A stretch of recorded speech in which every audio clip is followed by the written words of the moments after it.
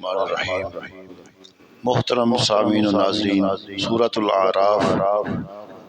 آیت نمبر 57 سے آغاز کر رہے ہیں۔ اللہ سبحانہ و تعالی نے ارشاد فرمایا: هو الذی یرسل الرياح بشرا بین یدی رحمتہ۔ هو الذی، وہ وہی ہے جس نے یرسل الرياح، جو ہوائیں بھیجتا ہے، بشرم بین یدی رحمتی، اس کی رحمت کے آگے خوشخبری سناتا، حتی اذا اقلت، یہاں تک کہ جب اٹھا لائیں، سحابا ثقالا، بھاری بادل، سکناہ لبلد میت، اللہ سبحانہ وتعالی نے ارشاد فرمایا ہم نے اسے کسی مردہ شہر کی طرف چلایا، فَأَنزَلْنَا بِهِ الْمَاءَ، پھر اسے پانی اتارا، فَأَخْرَجْنَا بِهِ مِنْ كُلِّ الثَّمَرَاتِ، پھر اس سے طرح طرح کے پھل نکالے، كَذَلِكَ نُخْرِجُ الْمَوْتَى، اسی طرح ہم مردوں کو نکالیں گے، لَعَلَّكُمْ تَذَكَّرُونَ، کہیں تم نصیحت مانو۔ اب اس کا بامحاورہ ترجمہ یہ ہوگا کہ وہی ہے جو ہواؤں کو اس حال میں بھیجتا ہے کہ اس کی رحمت کے آگے آگے خوشخبری دے رہی ہوتی ہے، یہاں تک کہ جب ہوائیں بھاری بادل کو اٹھا لاتی ہیں تو ہم اس بادل کو کسی مردہ شہر کی طرف چلاتے ہیں، پھر اس مردہ شہر میں پانی اتارتے ہیں، تو اس پانی کے ذریعے ہر طرح کے پھل نکالتے ہیں، اسی طرح ہم مردوں کو نکالیں گے۔ یہ بیان اس لیے ہے تاکہ تم نصیحت حاصل کرو۔ محترم سامعین و ناظرین، اس سے دو آیات پہلے اللہ تعالیٰ کی بیان کی گئی ہے نا، اس میں اللہ تعالیٰ نے اپنی وحدانیت کے چند دلائل بیان فرمائے، جیسے ہم نے کل پڑھا تھا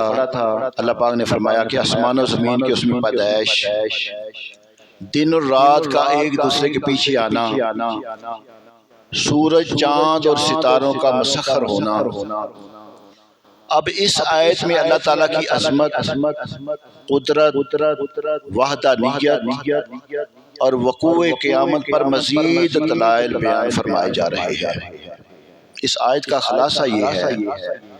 اللہ تعالیٰ کی کیسی عظیم قدرت ہے کہ وہ پہلے ہواؤں کو بھیجتا ہے جو اس کی رحمت یعنی بارش آنے کی خوشخبری دے رہی ہوتی ہیں، یہاں تک کہ جب وہ ہوائیں سمندر سے بھاری بادل اٹھا لاتی ہیں تو اللہ تعالیٰ اس بادل کو کسی مردہ شہر کی طرف چلاتا ہے جس کی زمین خشک پڑی ہوتی ہے اور سبزے کا نام و نشان نہیں ہوتا،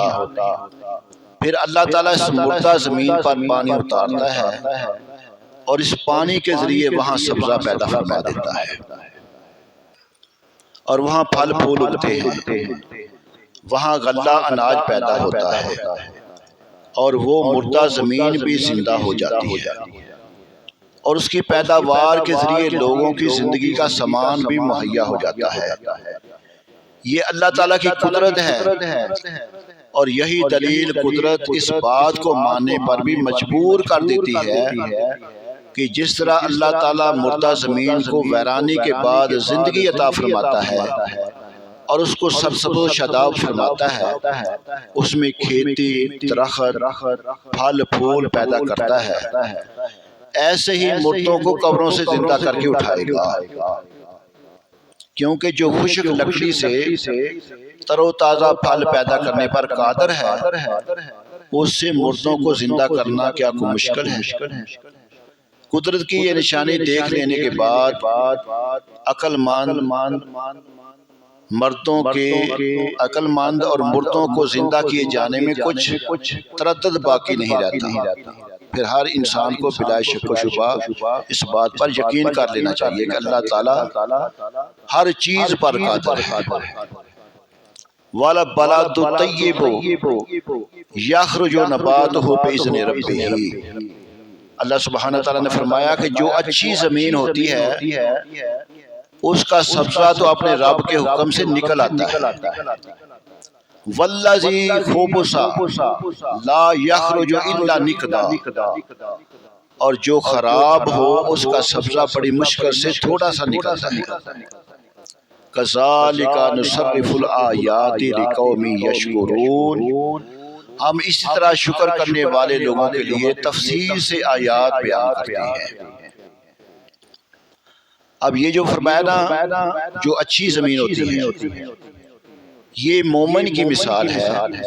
کہ جس طرح عمدہ زمین پانی سے نفع پاتی ہے اور اس میں پھل پھول پیدا ہوتے ہیں، اسی طرح جب مومن کے دل پر قرآنی انوار کی بارش ہوتی ہے تو وہ اس سے نفع پاتا ہے اور ایمان لاتا ہے، طاعات و عبادات سے پھلتا پھولتا ہے۔ یوں ہی یہ مثال فیضان نبوت بھی ہو سکتی ہے کہ جب نبوی فیضان عام ہوتا ہے اور نور نبوت کی بارش برستی ہے تو مومن کا دل اس سے نفع حاصل کرتا ہے اور اسے روحانی زندگی مل جاتی ہے اور اس کے رگ و پے میں نور ایمان سرایت کر جاتا ہے اور اعمال صالحہ کے پھل پھول کھلنے لگتے ہیں۔ والذی خبث، اور جو خراب زمین ہے، اس کا کیا معنی ہے؟ یہ کافر کی مثال ہے کہ جیسے خراب زمین بارش سے نفع نہیں پاتی، ایسے ہی کافر قرآن پاک سے نفع نہیں حاصل کرتا۔ اور یوں ہی جب فیضان نبوت کی بارش ہوتی ہے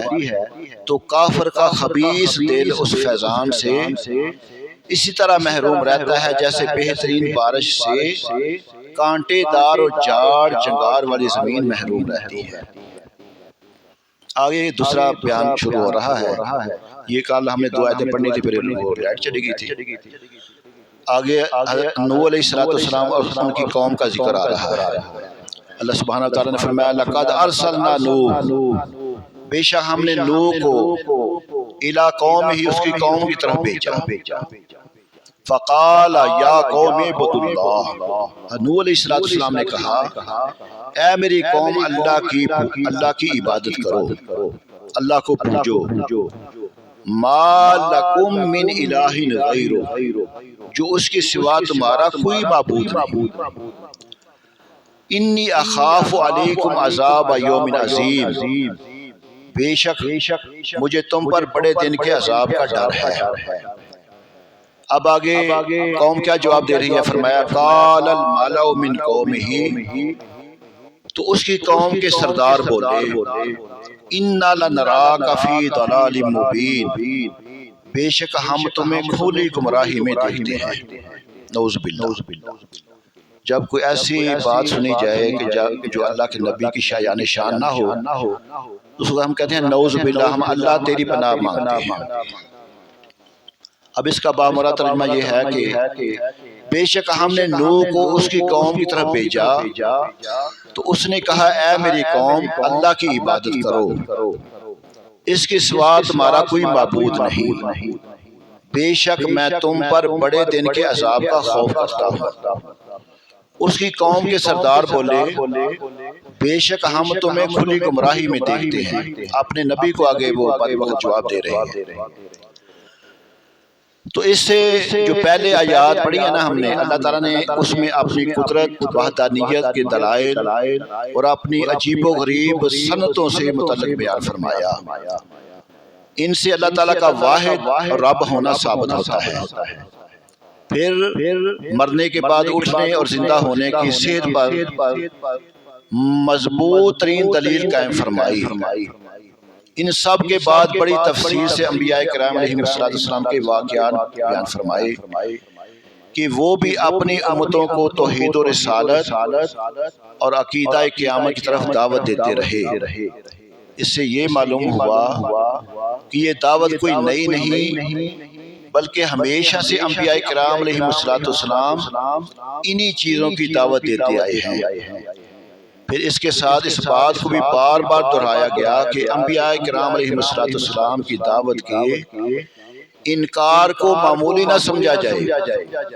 بلکہ پہلی امتوں کے احوال کو پیش نظر رکھا جائے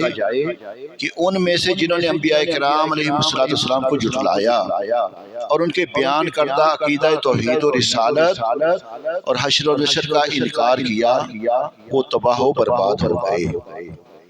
انبیاء کرام علیہ السلام کے واقعات میں سب سے پہلے نوح علیہ السلام کا ذکر کیا گیا، کیونکہ کفار کی طرف بھیجے جانے والے پہلے رسول یہی تھے۔ تو محترم سامعین و ناظرین، جہاں سے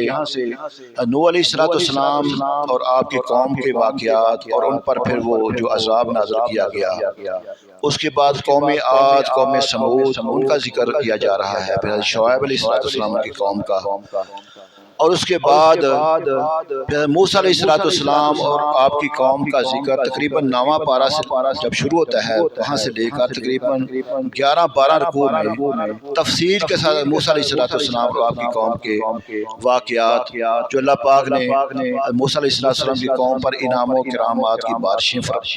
فرمائیں، اور پھر انہوں نے انکار کیا، پھر ان پر جو عذاب آئے ان کا تفصیل کے ساتھ ذکر کیا جا رہا ہے۔ انشاءاللہ تعالی اس کو میں تفصیل کے ساتھ جمعۃ المبارک کے خطبے میں بیان کروں گا۔ نوح علیہ السلام اور آپ کی اس قوم کا یہ واقعہ، اور حضرت آگے جو قوم عاد اور قوم سمود کا واقعہ ہے۔ اللہ سبحانہ و تعالی ہمیں قرآن پاک کے احکامات کو سمجھ کر عمل کرنے کی توفیق عطا فرمائے۔ الصلاۃ والسلام علیک یا سیدی یا رسول اللہ وعلی